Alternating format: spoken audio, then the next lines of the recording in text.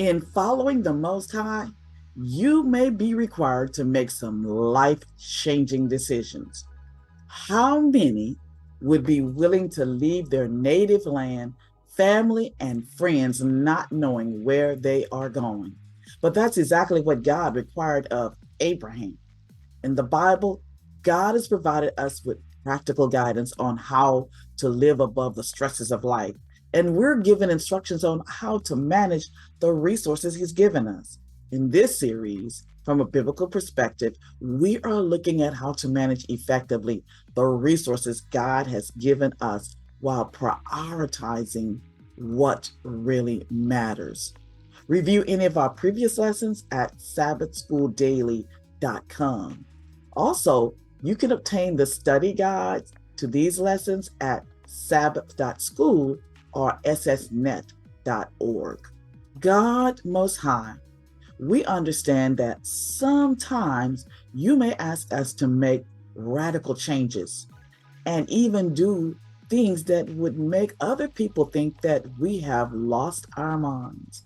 But in faith, without question, help us to move forward. In Jesus' name, amen. In many cases, God has asked those who desire heavenly riches to make some radical changes. In the previous lesson, God called Noah to build an ark, a big boat, to escape a flood when it had never rained. Another example of an individual interested in the kingdom of God was Abram or Abraham. God commanded Abraham to leave his homeland and his family with no knowledge of where he was going. God told Abraham to go to a land that he would show him. I'm sure this decision wasn't easy to make. No doubt, Abraham gave up some pleasures and comforts to follow God. In Genesis 12, 1 through 3, we see that not only was Abraham to be blessed by receiving the promise and accepting the call to make this radical change, so would all the nations of the earth be blessed. Now, the Lord said to Abram, "Get out of your country, from your family, and from your father's house to a land that I will show you. I will make you a great nation. I will bless you and make your name great, and you shall be a blessing. I will bless those who bless you, and I will curse him who curses you. And in you all the families of the earth shall be blessed."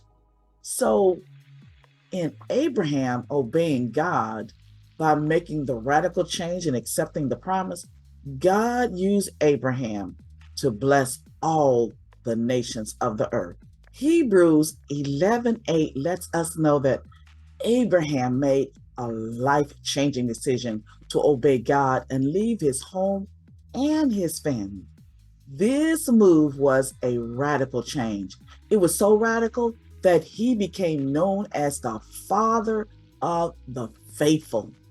By faith, Abraham obeyed when he was called to go out to the place which he would receive as an inheritance, and he went out not knowing where he was going. Abraham's unquestioning obedience is one of the most striking evidence of faith to be found in all the Bible. Most of us wouldn't want to leave home and family and friends, but Abraham did so. Although happy to be with his family, he was even happier to be where God wanted him to be. It might seem strange, but during their lifetime, Abraham, Isaac, and Jacob never received the land God promised them. Did God break his promise? No. Their waiting, like Noah, involved delayed gratification. It involved putting off their desire to get immediate results. They resisted the selfish impulse to take an immediate reward in hopes of obtaining a more valued reward in the future. You see, these men trusted God. They had faith and believed that they would get their future reward in the heavenly kingdom. Hebrews 11, 8-13 lets us know that they looked forward to their heavenly home in which the builder and maker is God. By faith, Abraham obeyed when he was called to go out to the place which he would receive as an inheritance. And he went out, not knowing where he was going. By faith, he dwelt in the land of promise as in a foreign country, dwelling in tents with Isaac and Jacob, the heirs with him of the same promise. For he waited for the city which has foundation, whose builder and maker is God. By faith, Sarah herself also received strength to conceive seed, and she bore a child when she was past the age, because she judged him faithful who had promised. Therefore, from one man, and him as good as dead, were born as many as the stars of the sky in multitude, innumerable as the sand which is by the seashore. These all died in faith, not having received the promises, but having seen them afar off, were assured of them, embraced them, and confessed that they were strangers and pilgrims on the earth. Abraham was a prince, and the people around him recognized him as such. Abraham was brave, he was giving, and he was caring. And most of all, he was a servant of the Most High God. His witness for God was an example to all the people around him. In the heavenly kingdom, when Christ returns to this earth, God will give Abraham and all those who, like him, were faithful to God, the sons and daughters of Abraham, an everlasting reward. Just as Abraham believed God and it was accounted to him for righteousness, therefore know that only those who are of faith are sons of Abraham. The promise of Abraham is to us. That promise is found in Galatians 3:29. And if you are Christ's, then you are Abraham's seed and heirs according to the promise.